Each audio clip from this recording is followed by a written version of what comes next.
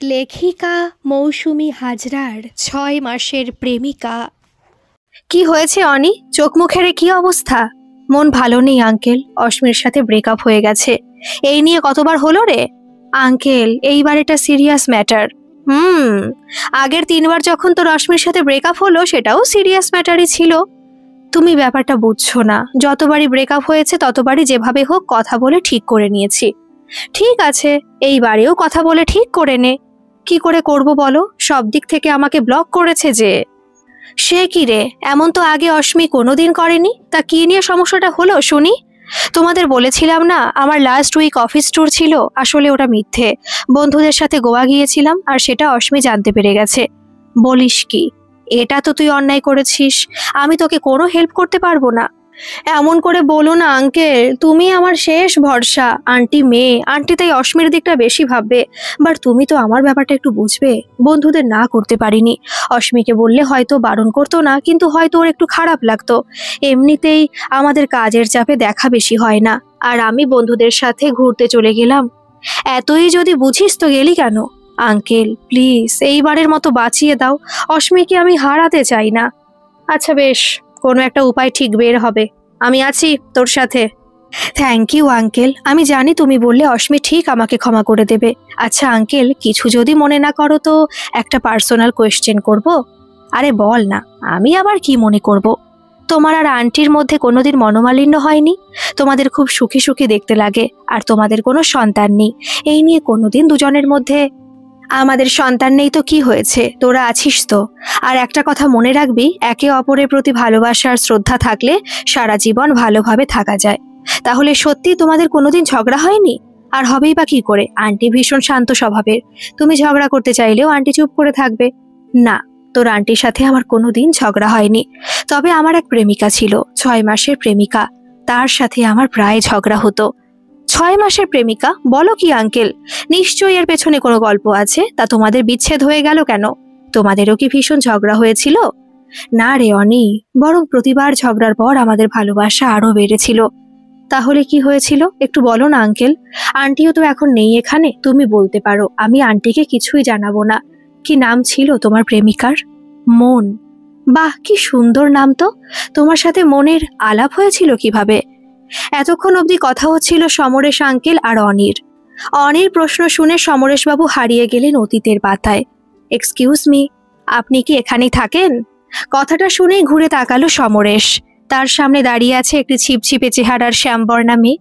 সমরেশ তাকাতেই চোখ আটকে গেল মেয়েটির চোখের দিকে।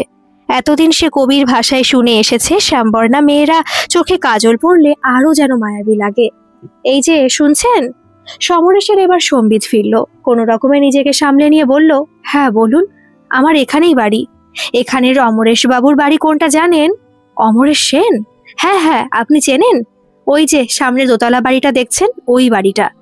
মেয়েটি ধীরে ধীরে এগিয়ে গেল। সমরেশ আবার নিজের আড্ডায় মনোযোগ দিল।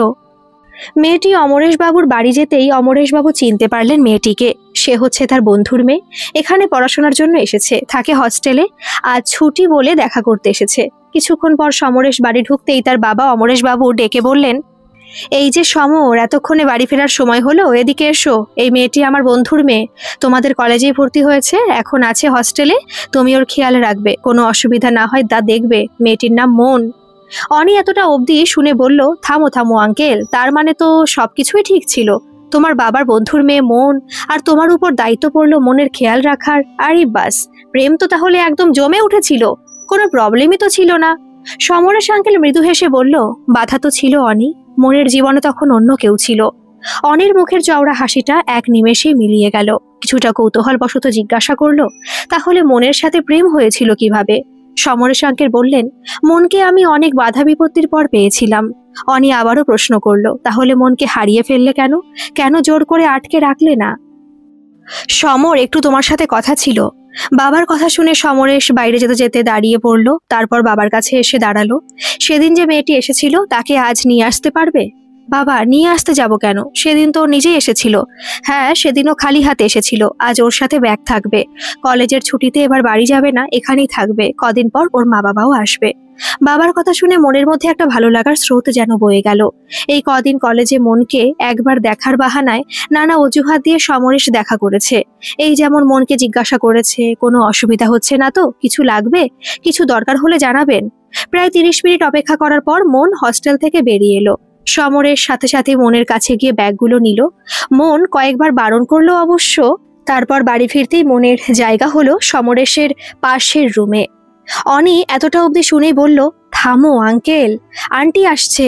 সমরেশবাবু থেমে গেলেন। তার স্ত্রী এসে হাসি মুখে 2 কাপ গরম কফি নামিয়ে দিয়ে গেলেন। কোনো কথা অবশ্য বললেন না। অনি গরম কফিতে চুমুক দিয়ে বলল, কি ভালো দিনই না তোমার ছিল তখন, পাশাপাশি রুমে তুমি আর মন।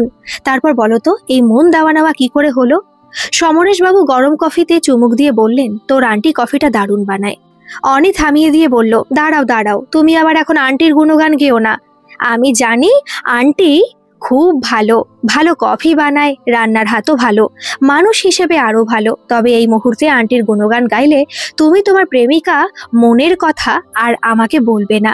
তাই এখন আন্টিকে ভুলে প্রেমিকার উপর ফোকাস করো। সমরেশবাবু অনির কথা শুনে হো হো করে হেসে উঠলেন। তারপর আবার বলা শুরু করলেন, একটু আসতে পারি?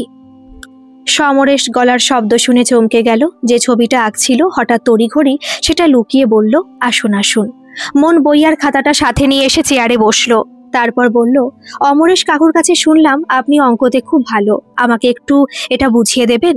সমরেশ সাথে সাথে বই আর খাতাটা নিয়ে বোঝাতে শুরু করলো। মন বলল, বাহ, তুমি কি সুন্দর করে বুঝিয়ে দিলে তো। এই যা, আপনাকে তুমি বলে ফেললাম। সমরেশের মুখখানা সেদিন মন দেখেছিল কিনা জানি না। সমরেশ সেদিন প্রথম এত লজ্জা পেয়েছিল, সাথে একরাশ ভালো লাগা এসে মনের মধ্যে ধরা দিয়েছিল। কোনো রকমে ধীরে ধীরে বলেছিল, ঠিক আছে, এতে কোনো সমস্যা নেই, আমরা এবার থেকে না হয় তুমি করেই বলবো। আপনি থেকে তুমিতে আসার পরই ওদের সম্পর্ক যেন আরো গভীর হয়েছিল। দুজনে হয়ে উঠেছিল ভীষণ ভালো বন্ধু। কলেজ খুলতে দুজনের বন্ধুত্ব নিয়ে অনেকে মজা করতো আড়ালে। সমরেশ আর মনের সেদিকে কোনো ভ্রুক্ষেপ ছিল না।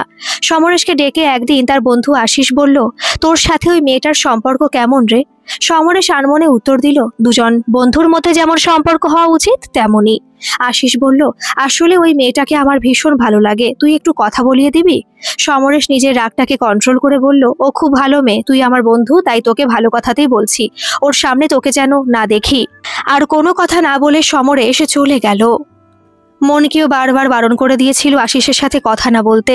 1 সপ্তাহ পর সমরেশ একদিন দেখলো কলেজের ছুটির পর আশিস আর মন একসাথে গল্প করছে। দুজনে কোনো একটা বিষয় নিয়ে আলোচনা করছে আর নিজেদের মধ্যে হাসাহাসি করছে। সমরেশ কিছু না বলে চলে গেল। মন সমরেশকে চলে যেতে দেখে ছুটে গেল তার কাছে, কিন্তু ততক্ষণে সমরেশের মাথায় যেন আগুন জ্বলছে। মন কিছু বলবার আগে সমরেশ বলল, যাও কথা বলো আশিসের সাথে, আমার কাছে তো আসার দরকার নেই। মন বারবার কিছু বলতে চাইল, কিন্তু সমরেশ কোনো কথাই শুনল না। শুরু হলো দুজনের প্রথম মনোমালিন্য। এরপর একে অপরকে দেখলে অন্যদিকে ঘুরে যেত, কেউ কারোর সাথে কথা বলতো না। কলেজের প্রত্যেকে ব্যাপারটা খেয়াল করেছিল। রাত হলে সেদিন মনকে দেখে যে ছবিটা লুকিয়ে দিয়েছিল সমরেশ, সেই ছবিটা বের করত। আরও একটু আঁকা এখনো বাকি আছে। একদিন বিকেলে সমরেশ চুপচাপ নিজের ঘরে বসেছিল। আশিস এসে বলল, তোর আর মনের ঝগড়ার জন্য বোধহয় আমি দায়ী, তাই কয়েকটা কথা না বলে পারছি না। আমি আর মন সেদিন তোর বিষয়ে কথা বলছিলাম। মন তো আমার সাথে কথা বলতেই চাইনি, যেহেতু তুই বারণ করেছিলি, কিন্তু তুইও আমার সাথে ভালো করে কথা বলছিলি না, তাই মনকে ডেকে বললাম যে তোকে যেন বোঝায় আমার সাথে কথা বলার জন্য। একটা মেয়েকে পাবার জন্য আমাদের পুরনো বন্ধুত্ব নষ্ট করতে আমি চাই না। তুই ঠিকই বলেছিলি, মন সত্যি খুব ভালো মেয়ে। আশিসের কথা শুনে সমরেশ জড়িয়ে ধরল তাকে। আশিস আবারও বলল, নিজের ভালোবাসার কথা জানাচ্ছিস না কেন মনকে? সমরেশ লুকানোর চেষ্টা করে বলল, আমি কেন ভালোবাসতে যাব অমন রাগী মেয়েটাকে? একবারও নিজে এসে থেকে আর কথা বলল না। আশিস বলল, তুই কথা বলতে দিয়েছিলি সেদিন ওকে, যা এবার ওর কাছে ক্ষমা চেয়ে নিজে থেকে কথা বল। এই প্রথম একখানা চিঠি লিখল সমরেশ। মন, যাবতীয় ভুল বোঝাবুঝি শেষ এখন, আবারও নতুন ঝগড়ার টপিকের জন্য কথা বলাটা যে ভীষণ দরকার। আশিস নিজে চিঠিটা পৌঁছে দিয়েছিল মনের কাছে। মন চিঠিটা দেখে ভীষণ হেসেছিল।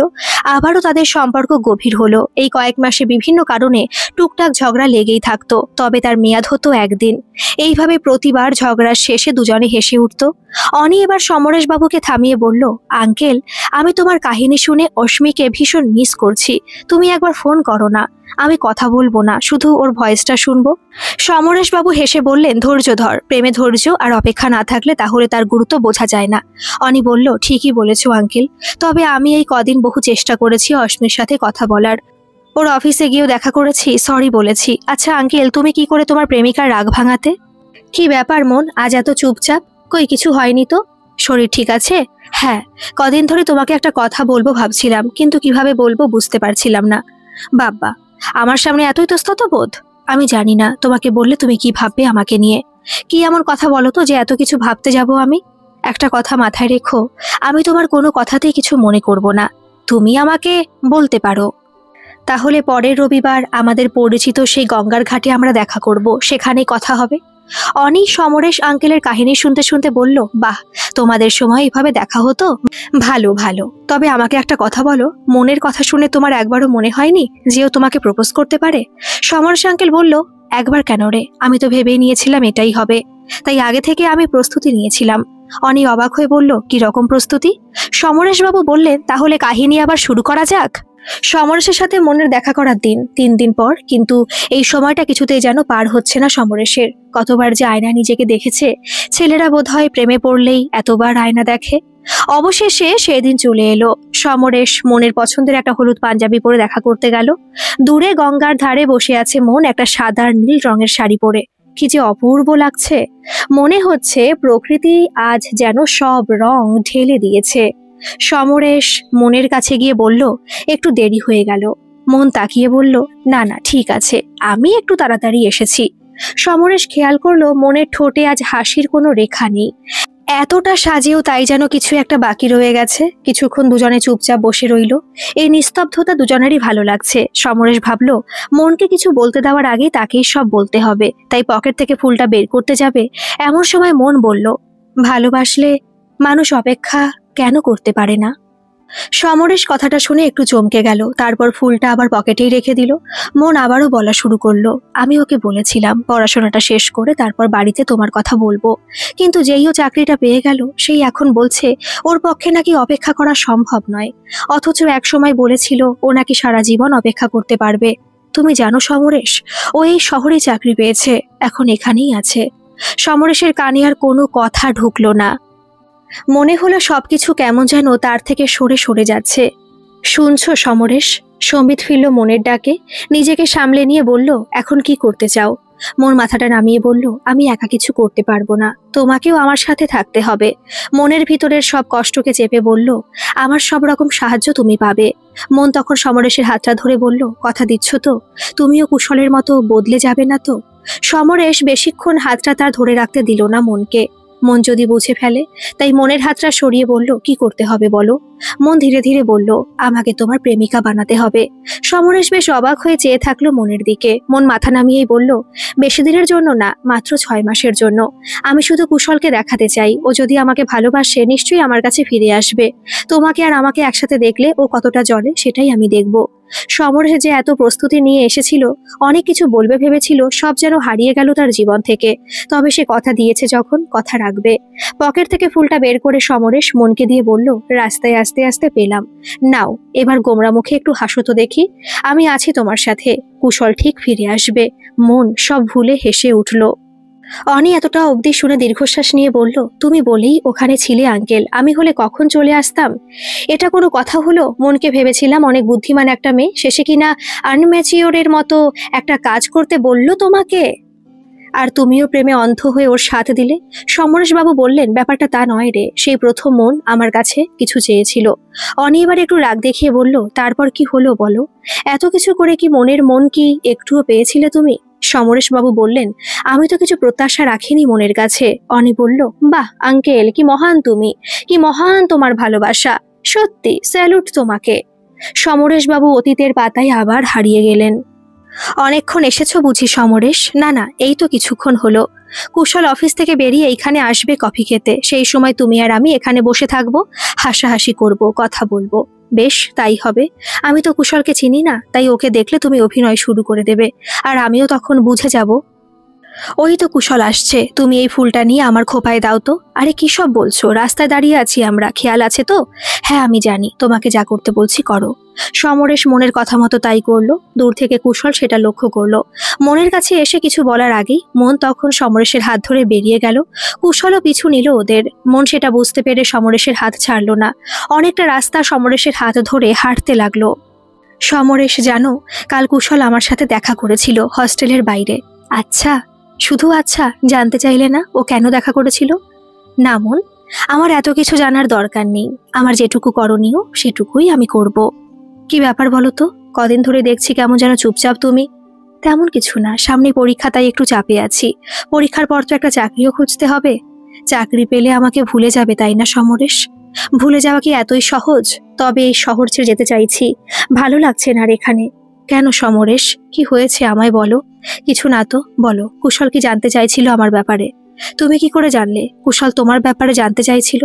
সেটা বুঝতে পারা এতটাও কঠিন নয়। বলো, কি জানতে চাইছিল? তুমি আমার কে হও সেটাই জানতে চাইছিল। তুমি কি বললে? বললাম খুব কাছের বন্ধু, এর বেশি কিছু বলিনি। কালুর অফিসের সামনে আবার আমরা দেখা করব, ঠিক আছে তো? আচ্ছা বেশ। আশিস সমরেশের কথা শুনে খুব রেগে গেল। বারবার বোঝালো মেয়েটা তোকে ব্যবহার করছে, কিন্তু সমরেশ কিছুই শুনতে চাইল না। সমরেশ বলল, এই তো আর কটা মাস, 6 মাসের জন্য প্রেমিকাও আমার, তারপর তো আলাদা হতেই হবে। এই সময় কুশলের অফিস ছুটি হয়। অফিসের বাইরে অপেক্ষা করছে মন। কিছুক্ষণ পর সমরেশও চলে আসবে। কুশল বাইরে বেরিয়ে চা খেতে গিয়ে মনকে দেখতে পায়। মনের খুব কাছাকাছি ছিল কুশল। ওদিক দিয়ে সমরেশকে দেখতে পেয়ে মন রাস্তা দিয়ে এগিয়ে গেল। হঠাৎ সমরেশ বিপদের আশঙ্কা বুঝতে পেরে ছুটে গিয়ে মনের হাতটা ধরে টেনে নিল। বাসটা দ্রুত গতিতে পেরিয়ে গেল। সমরেশ রেগে গিয়ে বলল, পাগল নাকি তুমি? দেখতে পাচ্ছ না এই রাস্তায় কত যানবাহন, আর তুমি এইভাবে রাস্তা পার হচ্ছ? এক্ষুনি তো একটা বিপদ হয়ে যেত। মন চুপ করে থাকলো, শুধু ভাবলো, কাছে তো কুশলও ছিল। কুশল তো ওর হাতটা ধরে টেনে বাঁচালো না। সমরেশ এতটা ছুটে এসে ওকে বাঁচালো। সমরেশ তখনও বকে যাচ্ছে মনকে। মন ওর হাতটা ধরে বলল, এখান থেকে কোনো নিরিবিলি জায়গায় আমাকে নিয়ে চলো। এইভাবে দিনের পর দিন অভিনয় করে 6টা মাস পেরিয়ে গেল। সমরেশকে এবার সব ছেড়ে যেতে হবে, তার এখানের কাজ শেষ। কুশলও মনের সাথে কথা বলার চেষ্টা করছে, কিন্তু মন যেন গুটিয়ে নিয়েছে নিজেকে। অভিনয় করতে করতে কখন যে কুশলকে ভুলতে শুরু করেছে সেটা নিজেই সে জানে না। এখন তার একটাই কষ্ট, সমরেশ দূরে চলে যাবে, কিন্তু এই কষ্টটা কেন হচ্ছে তা সে জানে না। একটা ছেলে কোনো স্বার্থ ছাড়াই তার কথা মতো 6টা মাস অভিনয় করতে রাজি হয়ে গেল, আর তার মতো যত্ন আজ পর্যন্ত মন কোথাও পায়নি। সমরেশ ছোট ছোট ব্যাপারগুলো অবধি খেয়াল রাখত, যেটা সে কুশলের থেকে কোনোদিন পায়নি। আজ সন্ধেবেলা শেষ দেখা হবে সমরেশের সাথে। যাওয়াটা কি খুব জরুরি সমরেশ? এখানেও তো অনেক জব পেয়ে যেতে। তোমাকে একটা জিনিস দেওয়ার আছে। বহুদিন ধরে একটা ছবি আঁকছিলাম, সেটা এতদিনে কমপ্লিট হয়েছে। দেখো তো নিজেকে চিনতে পারো কিনা। আমার কথার উত্তর আমি পাইনি সমরেশ। কুশলের সাথে যখন তোমার বিয়ে হবে নিমন্ত্রণ পাঠিয়ে দিও, আমি ঠিক চলে আসব। এবার আমাকে যেতে হবে। না, একটু দাঁড়াও সমরেশ। না মন, আজ আর কোনো কথা শুনবো না। আমি আমার সব কথা রেখেছি, এবার আমাকে যেতে হবে। মনের ডাককে উপেক্ষা করে সমরেশ চলে গেল। সমরেশ বাবু তার কাহিনী বলতে বলতে এবার থামলেন। অনি তখন সমরেশ বাবুর হাতটা ধরে বলল, খুব কষ্ট হয়েছিল তোমার সেদিন, তাই না? সমরেশ বাবু বললেন, সেদিন আর কোনো পিছু ডাকে সারা দিনই বলেই আজ তোর আন্টিকে পেয়েছি।